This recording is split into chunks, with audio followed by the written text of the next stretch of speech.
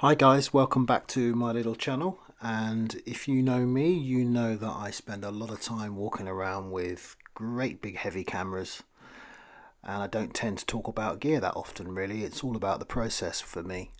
But I've been kind of looking long and hard at how I do what I do, and sometimes you just want to have fun and you want to travel light. Which is why I set up the Leica, and I'm doing a lot more 35mm right now. I've seen so much about the Elmarit 28 2.8 ASPH, so I went for it, and I must say that it's one hell of a lens. I'm going to blast my way through this little short video, and then I'll look at the photos I took yesterday in more detail and have a little chat about them.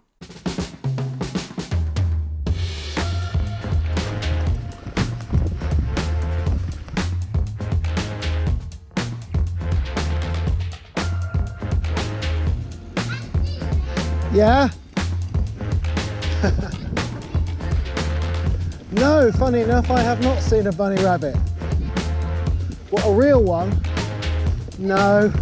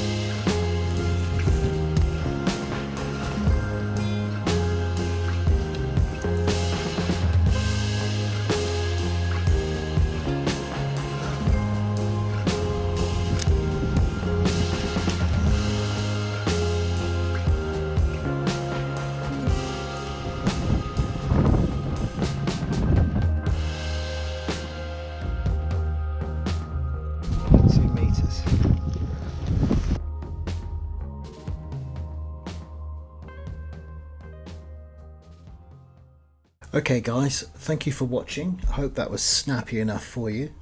Right, I tell you what, I'm really impressed with this lens. I'm really happy with it. Let's have a quick glance through these images. It's just, as I say, it's so nice to travel light after spending so much time lunking big cameras around. When I saw the negs drying, I could just see the pop on the neg and go, wow, this looks good. So yeah, I mean the light was good last night, and yeah, I was very pleased with the way these came out. HP5 grainy with a yellow filter. I metered at ISO 320 just to enable myself, to make sure I avoided underexposure. So yeah, really pleased with that. This was just a tester, just testing zone focusing, and yeah, it came out really well actually. A nice photo of my dog. Right, next image. I really like this one actually. I was really pleased with the way it came out, and it wasn't the most exciting light, and I've managed to get everything in focus, so yeah, I'm happy with that. This one here I was really pleased with. I've been meaning to take this specific shot on large format for ages. I probably still will, but in the meantime I'm very happy with what I ended up with from a dinky little 28mm lens on 35mm. Yeah, this one here I was actually focusing in the foreground on the wall when these girls ran past. Took a shot, but they're a little bit out of focus. Once the light was hitting the houses on Bayview Terrace beautifully. Yeah. These ones I deliberately shot straight into the sun. You know, any other lens that I have, any other vintage piece of glass that I own would have just exploded under that pressure. So I was quite pleased with these. These ones I spot metered. I just spot metered the highlights and then let everything else be what it was. This was just another sort of focus test. This one here, I focused on this tree, got that one in focus, and then I think this is all about f8, somewhere in that region. f8 1/25 of a second, that's generally the go-to. Yeah, this one I focused on the foreground here, and it's pretty damn sharp. Any loss of sharpness is mostly due to grain. This one here, I remember I focused very specifically on the this little sign here, and yes, it's very much in focus and very sharp throughout. This one I was pleased with. I was focusing around here just to see what you get, you know, how soft it goes into the distance. I think that would be f8 11, focusing at about this zone. Reggie the Porthleven cat, the most famous cat in Cornwall, who loves having his photo taken.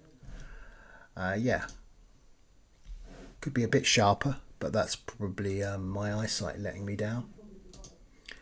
Quick attempt at street photography, or a quick attempt at chopping a dog in half, but nonetheless not too bad. Yeah, this is one of the first negatives that I saw drying, and I thought, wow, look at that pop in it, look at that contrast.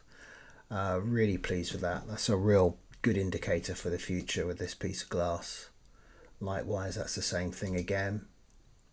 Saw these guys standing here, so I went back down to the beach and attempted to sneak up on them and take a photo. Another one of Bayview.